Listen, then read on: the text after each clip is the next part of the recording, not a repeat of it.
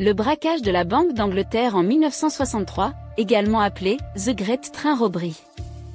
L'histoire commence avec Bruce Reynolds, un criminel chevronné, qui décide de monter l'un des braquages les plus audacieux de l'histoire britannique. Ayant déjà à son actif une série de cambriolages réussis, il forme une équipe de complices triés sur le volet. Le plan consiste à détourner le train postal Glasgow-Londres qui transporte régulièrement d'importantes sommes d'argent liquide. Pendant des mois, Reynolds et son équipe ont minutieusement planifié le braquage. Ils ont effectué des repérages intensifs autour de la gare de Brigdeego, identifiant le virage où le train ralentirait. Ils ont étudié les horaires, la composition du train, et même le comportement des employés de la poste et des chemins de fer. Le soir du 7 août 1963, l'équipe est en place. Ils ont installé des signaux lumineux trafiqués pour tromper les employés du train et les faire croire que des travaux étaient en cours sur les voies. Le train ralentit comme prévu. L'équipe surgit alors de l'obscurité, brandissant des armes factices pour maîtriser les employés du train. Le chef du train et le personnel de sécurité sont rapidement maîtrisés et menottés. Le gang utilise un chalumeau thermique pour découper le toit du fourgon postal. À l'intérieur, ils découvrent des sacs remplis de billets de banque en grande quantité. Ils chargent rapidement les sacs dans leur camion de déménagement, tout en laissant derrière eux des signes de confusion pour dérouter la police. En moins de 15 minutes, l'équipe réussit à charger environ 2,6 millions de livres sterling dans leur camion. Ils prennent ensuite la fuite, abandonnant le train postal et les employés maîtrisés. La fuite s'avère complexe. Le gang se disperse, et certains membres changent de véhicule pour échapper à la police. Ils se cachent dans des endroits éloignés pour éviter la capture. Cependant, malgré leurs efforts pour rester discrets, la police lance une opération de grande envergure pour les retrouver.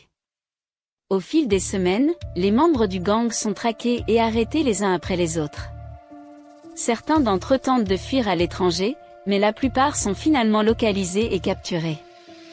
Bruce Reynolds lui-même fuit en France, mais il est capturé en 1968. Le braquage a non seulement attiré l'attention des médias et du public, mais il a également inspiré des œuvres culturelles, dont des films, des livres et des documentaires. Il reste une illustration fascinante de la planification minutieuse, de l'audace et de la complexité impliquée dans l'un des plus grands braquages de l'histoire. Deuxième histoire. Le braquage de la Banque SMAT, survenu en 1983, est l'un des cambriolages les plus audacieux et mémorables de l'histoire criminelle britannique. Cette opération a nécessité une planification minutieuse, une exécution précise et a eu des conséquences durables. Au cœur de cette affaire se trouve l'aéroport d'Heathrow, le principal aéroport de Londres. Le 26 novembre 1983, un groupe de criminels armés et organisés a pénétré dans l'entrepôt de la société de transport de fonds Banque SMAT, situé à l'intérieur de l'aéroport. Leur objectif était simple mais ambitieux, voler l'or et les objets de valeur qui étaient stockés dans cet entrepôt. À la tête du groupe se trouvait Mickey McAvoy, un criminel chevronné. Avec lui, il avait une équipe de complices triés sur le volet, chacun apportant son expertise dans divers domaines, de la sécurité à la logistique. Parmi eux, Brian Robinson et Anthony Black étaient des noms clés. Le braquage a été rendu possible grâce à des informations internes fournies par Anthony Black, un employé de l'aéroport. Ces informations ont permis au groupe de contourner les systèmes de sécurité sophistiqués de l'entrepôt et de s'introduire sans être détecté. La nuit du cambriolage, le groupe est arrivé armé de fusils automatiques et de grenades. Une fois à l'intérieur, ils ont rapidement maîtrisé les gardiens de sécurité et les employés présents sur place. Sous la menace des armes, ils ont été contraints de coopérer avec les braqueurs. Les criminels ont agi avec une efficacité impressionnante, désactivant les systèmes de sécurité et ayant accès à des quantités massives d'or, de diamants et de billets de banque. Le butin était beaucoup plus important que ce que le groupe avait anticipé, ce qui a ajouté une dimension d'urgence à leur opération.